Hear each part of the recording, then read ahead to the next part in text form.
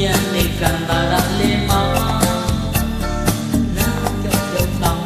နေကြတာန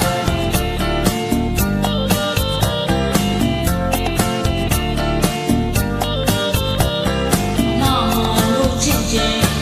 ဒီနိုင်မဲ့တို့ရောက်တင်မြင်ပြေဆုံးနိုင်သေးတယ်တရားပဲစိုက်ခဲ့မိတာအကျိုးများရလာနွမ်းငယ်ရံဖို့ချိန်မှာကြောက်ခံခဲ့ရလို့ပဲဟောစိတ်ရီတိုင်းရည်ရည်ဝမ်းနောက်ရရရပြစ်တဲ့ပြီမိုးလေလိုတိုင်းတဲ့အိမ်မှာလာ